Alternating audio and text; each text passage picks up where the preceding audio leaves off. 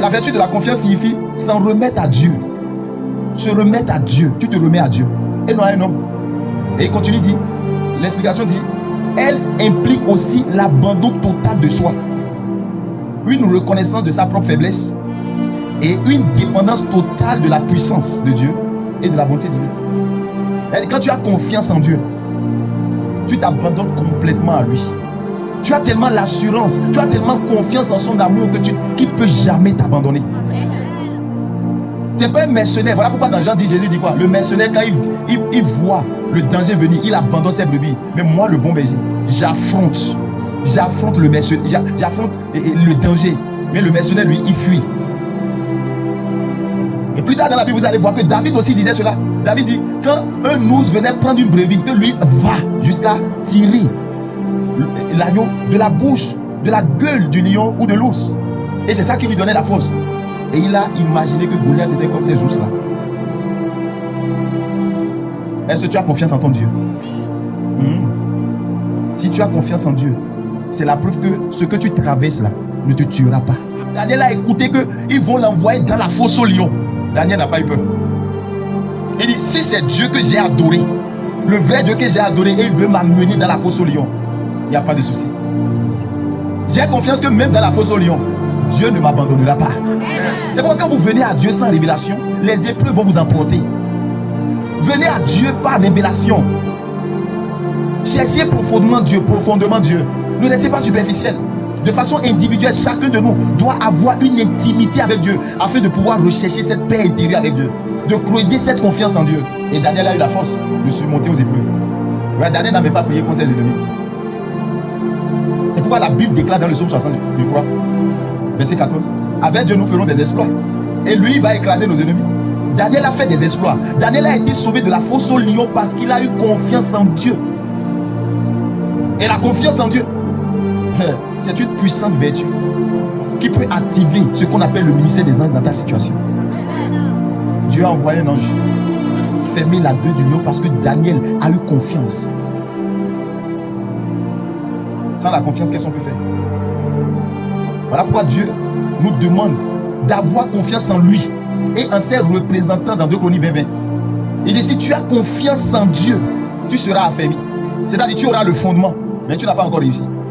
C'est quand tu auras maintenant confiance en ces prophètes qu'il a envoyés que tu réussiras. Dieu disait que ta réussite ne dépend plus de Dieu, parce qu'il a déjà tout mis en ton prophète qu'il a établi chez toi.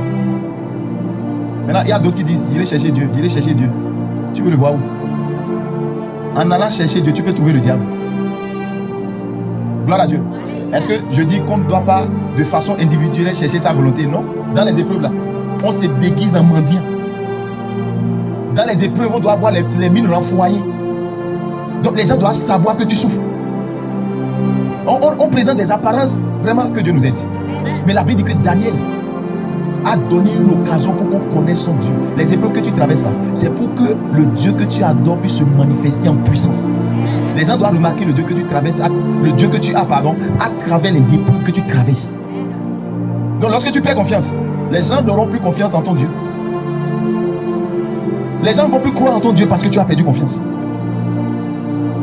Vous allez voir, plus tard le roi dit, il faut que maintenant là, vous adorez le Dieu de Daniel. Tous ceux-là qui l'accusaient injustement, ok, allez goûter la fosse au lion. Je veux tester pour voir si c'est les mêmes dieux que vous adorez. Et malheureusement pour eux, avant même qu'ils n'aillent à la fosse là, les lions là les ont accueillis en l'air. Et ils ont brisé leurs os. Et c'est là le roi dit, waouh, tu as vraiment un Dieu. Il y a vraiment une distinction sur toi. Il y a une notion particulière sur toi qui fait la différence. C'est que là où les autres meurent, toi tu ne meurs pas parce que tu as confiance en Dieu. Pourquoi l'épreuve que tu traverses là, il est avec toi dedans. Il dit non, ne promets pas les regards inquiets, car ces regards inquiets là feront que tu vas chuter, tu vas t'immerger.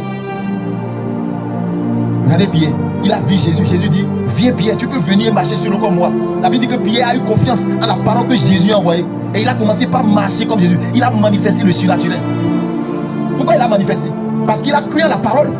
Il a eu confiance en la parole de Dieu. Et il regardait Jésus, il fixait Jésus. Il a commencé par marcher. Mais quelque chose s'est passé. À 3-4 pas, le vent a soufflé seulement. Puis il a regardé à gauche, à droite.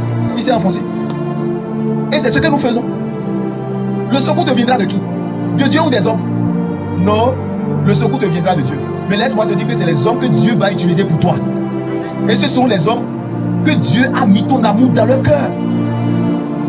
Ne place pas ta confiance en un homme animal. Vous devez connaître que, vous devez savoir, que l'homme animal et l'homme spirituel font tous deux les mêmes choses. L'homme animal a la capacité de faire du bien. L'homme spirituel a la capacité aussi de faire du bien. Mais l'homme animal ne fait pas le bien éternellement. Arrivé à un niveau donné, il est fatigué. Il dit, toi c'est trop, il faut te chercher. Donc l'homme spirituel continue de faire du bien et ne regarde pas les défauts de l'homme animal. Aucune épreuve ne volera ta joie et ta paix intérieure. Aujourd'hui, nous les enfants de Dieu, travers ce problème, c'est un sujet de honte. En quoi c'est un sujet de honte? En quoi, bien-aimé?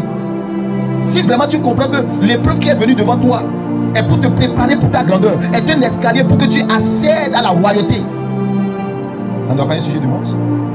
Tous ceux qui se sont moqués de Jésus, aujourd'hui, ils appellent le nom de Jésus pour être sauvés. Nous avons la foi, mais la confiance nous manque dans les épreuves. Que tu veuilles ou pas, nous allons traverser les épreuves. Épreuve sur épreuve. Et que tu pries, que tu ne pries, que tu aies l'argent, que tu n'aies pas l'argent, l'épreuve est déjà préétablie par Dieu. Nous devons prendre conscience de ça. Daniel a manifesté deux vertus. Il a manifesté la vertu de la persévérance et la confiance en Dieu. Le lion était vraiment paralysé devant Daniel. Parce que Dieu a activé le ministère des anges.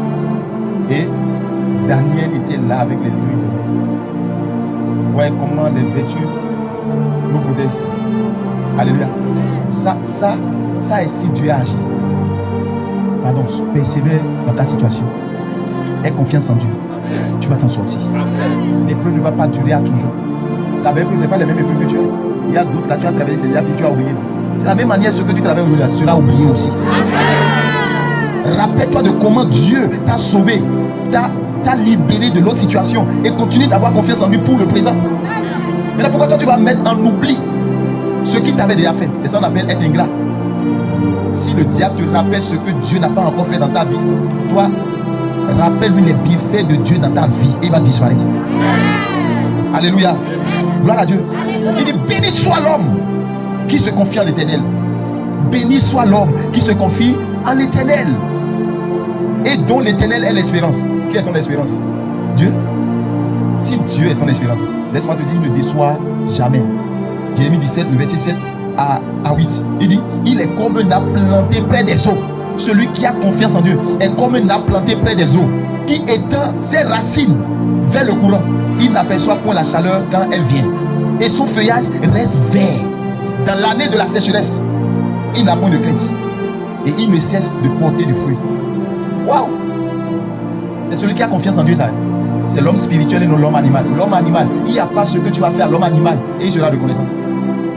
Mais l'homme spirituel est comme un arbre planté près des eaux. Il n'y a pas ces saison sèche. Toi, tu fleuris à tout moment. Il n'y a pas que j'attends mon salaire pour pouvoir manger. C'est avant que le salaire n'arrive là. Oh, c'est l'abondance de toi.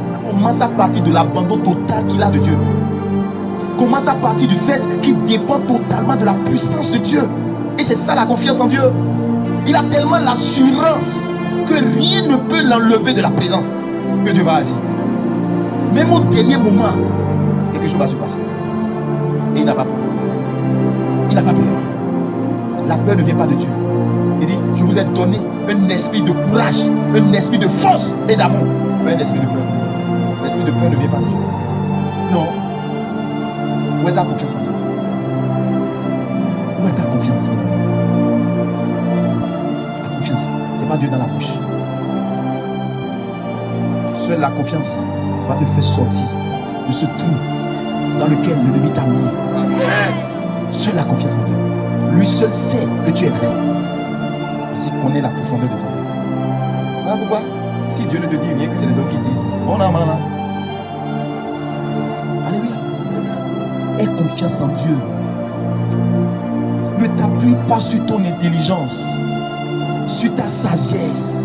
Tu n'as aucune sagesse. Nous n'avons aucune sagesse. Ayons confiance en lui.